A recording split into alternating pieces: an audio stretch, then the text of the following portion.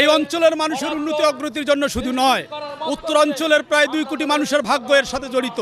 শুধু উত্তরাঞ্চল নয়, জাতীয় অর্থনীতিতে একটা দারুণ প্রভাব পড়বে যদি তিস্তা মহাপরিকল্পনা বাস্তবায়ন হয়। আমি আশা করব বর্তমান সরকারের 3 জন মন্ত্রী গতকাল এসেছিলেন। মাননীয় প্রধানমন্ত্রী একনেক বৈঠকে পদ্মা ব্যারেজের জন্য যেমন বরাদ্দ দিয়েছেন, আগামী একনেক বৈঠকে তিস্তা মহাপরিকল্পনার জন্য বরাদ্দ তিনি দেবেন।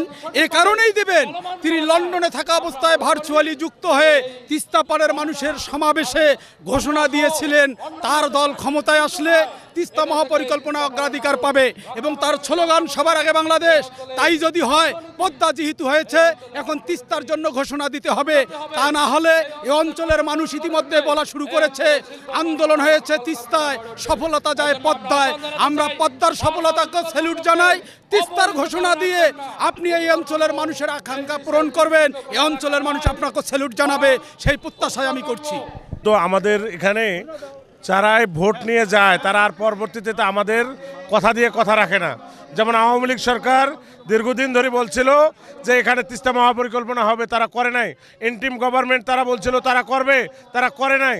এই সরকার আসছে, আগে বলছিল মহাপরিকল্পনা বাস্তবায়ন করবে, এখন আমরা শুনতে পাচ্ছি তারা তিস্তা ব্যারেজ তৈরি করবে। আমরা একটা ব্যারেজে পানি পাই না, আবার আরেকটা ব্যারেজ করে ওনারা কি করবে এখানে? এইটাকে 3 বছর ওরা এটা সমীক্ষা করতে করে কাটে দেবে, লাস্টে বলবে যে এখন আমাদের দ্বারা সম্ভব হচ্ছে না। যার কারণে মানুষ বারবার এই রাস্তায় দাঁড়িয়ে যাচ্ছে। আগামীতে যদি এই ধরনের প্রোগ্রাম তারা করতে চায়, আগামীতে দেখবেন এই মানুষ আবার রাস্তায় দাঁড়িয়ে যাবে যদি এটা বাস্তবায়ন না হয়। ধন্যবাদ ভাই আপনাকে। আমি মাননীয় আমাদের দেশের প্রধানমন্ত্রীকে জানাতে চাই, এই তিস্তা মহাকরণ বাস্তবায়িত হলে আমাদের যেটা উপকারিতা হবে, এই যে নদী যখন আমাদের পানির প্রয়োজন তখন আমরা পানি পাই না, কিন্তু যখন পানি নাই তখন আমরা পানি পাই। এই পানি পাওয়ার কারণে দেখা যাচ্ছে আমাদের অসংখ্য ঘর বাড়ি, নদী, গাছগাছালি, বাড়িঘর সব ভেঙে নদীতে ভেসে যাচ্ছে। এমনও দেখা যাচ্ছে ভাই, যখন পানি হয় আমাদের এলাকায়, বাড়িঘর যখন ভেঙে যায়, কান্না করে ছোটো ছোটো শিশুরা পানিতে ভেসে যায়, তখন আমরা বাস্তবায়নে সেটাকে রক্ষা করতে পারি না নদী ভাঙনের কারণে। এই জন্য আমরা মাননীয় প্রধানমন্ত্রী সহ যারা সংশ্লিষ্ট দায়িত্বশীল আছে তারা যদি এই পদক্ষেপ নেয়, এই তিস্তা মহাপরিকল্পনা বাস্তবায়নের মাধ্যমে যদি খনন করা হয় এবং পানি শাসন করা হয়, আমাদের এই উত্তর অঞ্চলটা নিরাপদ হবে।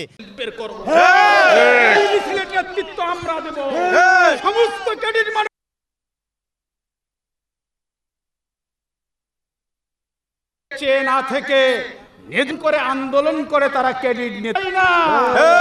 আগামীকালকে ঘটছে নেতৃত্ব। সুতরাং কথা ক্লিয়ার, কোন